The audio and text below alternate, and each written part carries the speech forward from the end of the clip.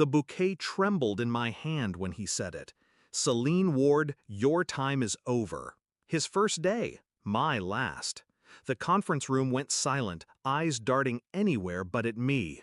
Roses wilted against my wrist. He thought he'd humiliated me, dismissing me like old furniture, severing 2 decades of blood and strategy with a single sentence. I didn't fight back. I didn't plead. I smiled. Because 2 days earlier, I'd had a meeting that would decide everything. I remember the first time I met him, Lucas Kane, young, polished, expensive suit, too much ambition in his handshake. The board whispered he was the savior, the visionary, the blood transfusion the company needed. I saw it immediately, the arrogance in his eyes. He didn't see me as a mentor or even a peer. He saw me as an obstacle, and obstacles get removed. The betrayal didn't take long. Meetings I wasn't invited to, reports mysteriously lost, colleagues avoiding my gaze, whispers in the halls, she's out, he's replacing her, new era. Then the email. His name on top, mine absent from the distribution list. I wasn't supposed to see it, but I did. Will announced Celine's departure at Friday's meeting, effective immediately. She won't see it coming. I saw it. I felt the knife slide in. But instead of bleeding, I sharpened my blade.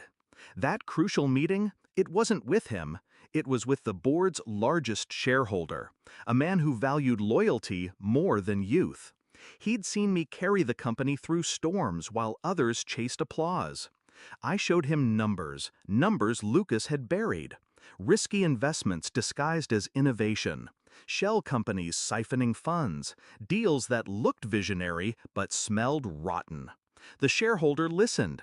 Then he asked the only question that mattered. Can you prove it? I slid a folder across the table. My insurance.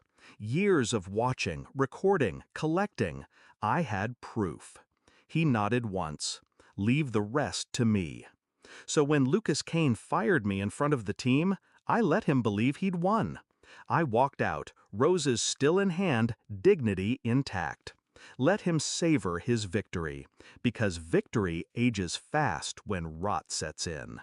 The next morning, the secretary burst into my apartment breathless. You need to see this.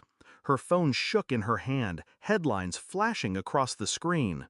SEC opens investigation into Kane Holdings, fraud allegations surface. New CEO Lucas Kane under fire after evidence of misconduct emerges. Shareholder revolt brewing, emergency board meeting called.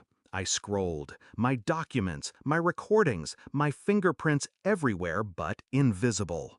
The company didn't see me kneeling. They saw him crumbling.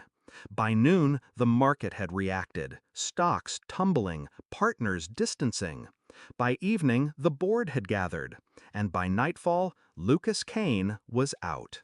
Not with a speech, not with applause, with silence. Cold, clean, and final. He called me at 2 a.m., his voice cracked between rage and fear. You did this. You think they'll take you back. You're finished too. I let him rant. When he paused for breath, I answered quietly. I don't want your chair, Lucas. I want your grave. And you dug it yourself. I hung up before he could respond. 2 weeks later, I walked past the same conference room where he'd fired me. The bouquet was gone, but whispers remained. Employees glanced at me with something new in their eyes. Not pity, not fear, respect. The shareholder greeted me with a handshake. You saved us from him. Now build something new. Not a reinstatement, a promotion. My title elevated, my power doubled. Lucas Kane's legacy? Reduced to scandal headlines and legal fees. I think back to that moment, the roses trembling in my hand, his voice dripping arrogance. He thought he'd writing my ending. He was only writing the prologue.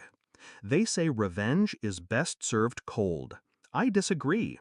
Revenge is best served calculated, silent, precise. And when it lands, it doesn't just end careers.